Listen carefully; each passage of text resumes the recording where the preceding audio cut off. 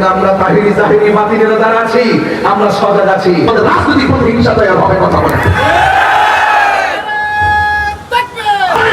এরা মুনাফিক, কথা বলেন ঠিক কিনা?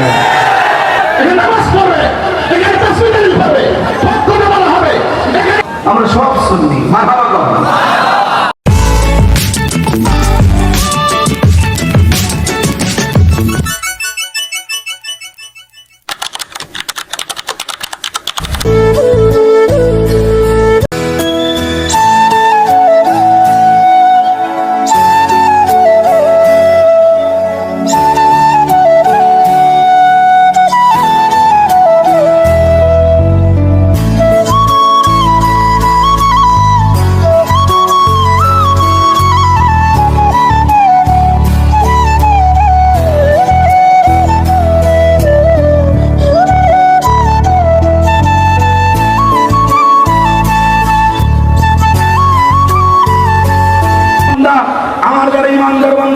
তাদের যে প্রাণ আছে, জান আছে, যার ছেলে আমার রাসূলকে বেশি ভালোবাসে, বলুন সুবহানাল্লাহ।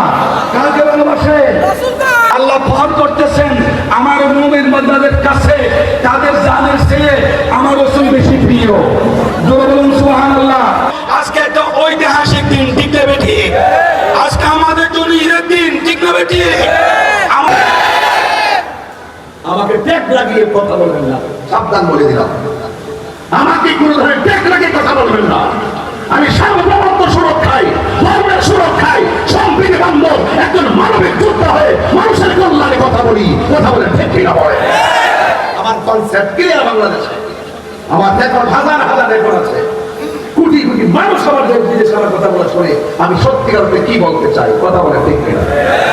একদম যদি আমরা যদি কথা নাই বলি তাহলে ধীরে ধীরে মিথ্যা প্রতিষ্ঠিত হয়ে যাবে, সমাজের মানুষের ঈমান ধ্বংস হয়ে যাবে, কথা বলে ঠিক কিনা? নামাজ পড়বে, এখানে তাসবিহ হবে, পক্ষে বলা হবে, এখানে কোরআনের কথা বলবে, কোরআনের কথা বলবে, হাসরের কথা বলবে, সমাজের কথা বলবে। তুমি যেমন একটা রাজনীতি এজেন্ডা বাস্তবায়ন করতে মানুষের মেহরাবের দাঁড়িয়ে কথা বলবে, এখানে 20টা রাজনীতি মুসল্লি তাদের গায়ের মধ্যে রাজনীতি প্রতিহিংসা তৈরি হবে, কথা বলে।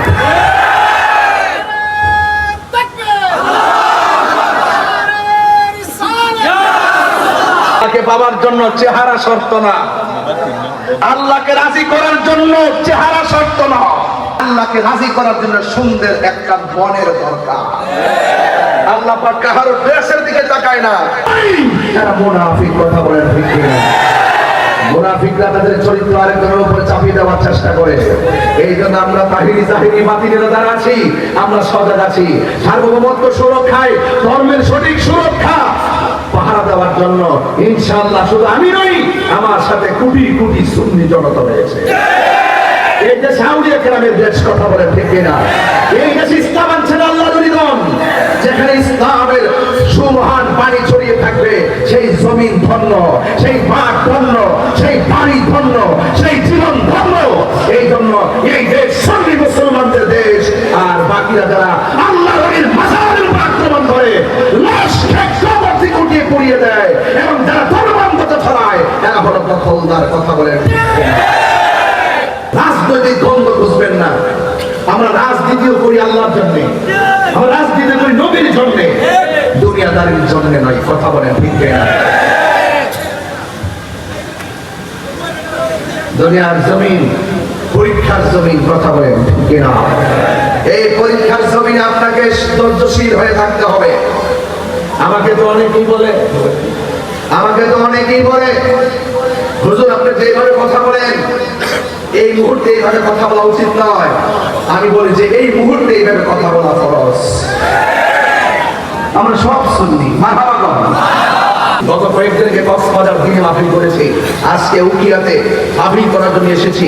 এভাবে ইনশাআল্লাহ আশা করতেছি সারা বাংলাদেশে অন্ততপক্ষে এমন একটি ক্রাইসিস মুহূর্ত চলতেছে, এই মুহূর্তে যদি সত্যিকার ধর্মের কথাগুলো আপনাদের কাছে না পৌঁছায় তাহলে আপনাদের উপরে ধর্মের নামে এক কালো ছায়া নেমে আসবে, কথা বলেন ঠিক না? এই জন্য সেই অভিশপ্ত জাতি থেকে আমাদের দেশকে রক্ষা করতে হবে, দেশের মানুষকে রক্ষা করতে হবে, কথা বলেন ঠিক না? জান্নাতি ফারতাউ, রাসূল বলছেন যখন তোমরা জান্নাতের বাগানের দিক দিয়ে সেখানে তোমরা বসে যাবে। সাহাবায়ে কেরাম বলেন, ইয়া রাসূলুল্লাহ, আমরা তো জানি মরণের পরে জান্নাত দিবে, কিন্তু দুনিয়া যাওয়ার জান্নাতের বাগান কোনটা? তাই জান্নাত হবে নবীর শানে মুস্তাফা, আসরাতে মুস্তাফা, রব্বে মুস্তাফা, শানে মুস্তাফা, নাতে মুস্তাফা করা হবে। এই মাঠ থাকে না, সেই মাতসওয়া ইদাল বিহার ফুজ্জিরাত, এমন একটা সময় আসবে যেই সময়ের মধ্যে নদীর পানির মধ্যে সোনালি উঠে যাবে। সাগরাই পড়া গেলে বোঝা যায় শ্বাসের দাম কত।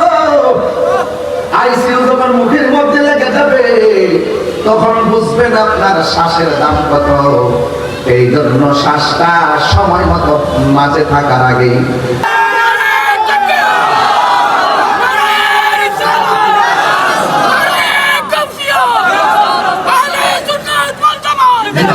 ব্যবহার করে ধর্ম ধাঁধা ছড়ানো, এটা কখনো আমরা এই দেশে কামনা করি না।